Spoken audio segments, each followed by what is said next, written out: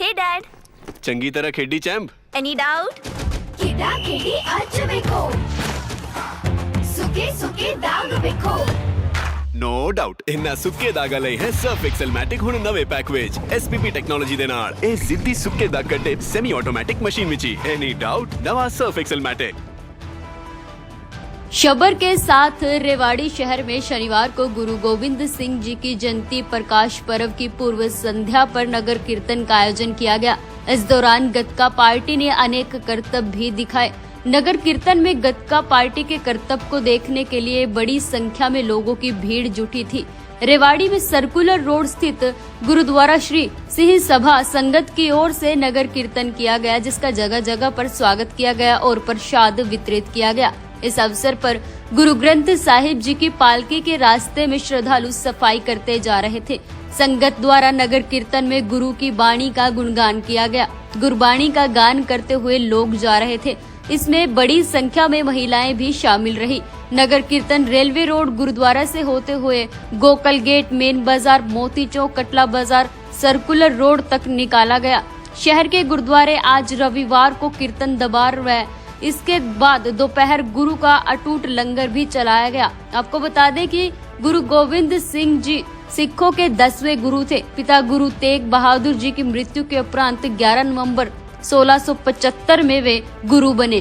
वहां एक महान योद्धा थे, कवि, भक्त एवं आध्यात्मिक गुरु थे। वर्ष 1699 में बैसाखी के दिन उन्होंने खालसा पंथ की स्थापना की थी। उन्होंने सिखों के पवित्र ग्रंथ गुरु ग्रंथ साहिब को पूरा किया तथा उन्हें गुरु रूप में सुशोभित किया। विचित्र नाटक को उनकी आत्मकथा माना जाता है। यही उनके जीवन के बारे में जानकारी का सबसे महत्वपूर्ण स्रोत है। ये 10वें ग्रंथ का एक भाग है। उन्होंने मुगलों तथा उनके सहयोगियों के साथ 14 युद्ध लड़े, धर्म के लिए समस्त परिवार का बलिदान दिया, जिसके लिए उन्हें सर्वबनदासी यानी सर्ववंशदानी भी कहा जाता है। इसके अतिरिक्त जनसाधारण में वे कालगीधर, दशमेश, बांजवाले आदि कई नाम, उपनाम व उपाधियों से भी जाना जाता है। गुरु गोविंद सिंह जी जहां विश्व की बलिदानी परंपरा में अद्वितीय थे, वे स्वयं एक महान लेखक, मौलिक चिंतक तथा सांस्कृतिक सहित कई भाषाओं के ज्ञाता भी थे। उन्होंने कई ग्रंथों की रचना की। वे विद्वानों के संरक्षक थे।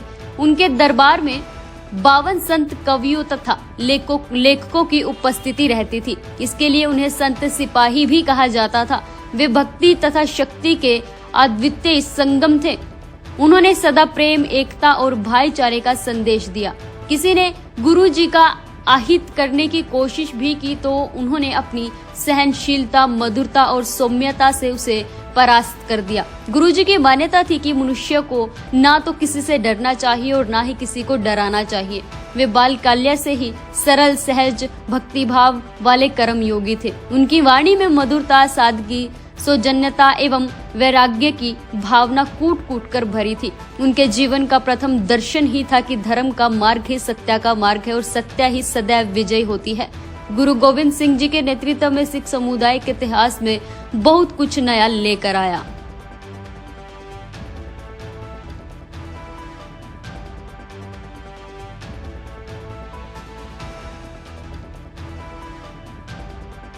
Hey Dad, ਚੰਗੀ ਤਰ੍ਹਾਂ ਖੇਡੀ ਚੈਂਪ। any doubt? ਕਿੱਦਾਂ ਖੇਡੀ ਅੱਜ ਵੇਖੋ ਸੁੱਕੇ ਸੁੱਕੇ ਦਾਗ ਵੇਖੋ ਨੋ ਡਾਊਟ ਇਹਨਾਂ ਸੁੱਕੇ ਦਾਗਾਂ ਲਈ ਹੈ ਸਰਫ ਐਕਸਲਮੈਟਿਕ ਹੁਣ ਨਵੇਂ ਪੈਕ ਵਿੱਚ SPP ਟੈਕਨੋਲੋਜੀ ਦੇ ਨਾਲ ਇਹ ਸਿੱਧੀ ਸੁੱਕੇ ਦਾਗ ਕੱਢੇ ਸੈਮੀ ਆਟੋਮੈਟਿਕ ਮਸ਼ੀਨ ਵਿੱਚ ਹੀ एनी डाउट नवा सर्फ एक्सलमैटिक।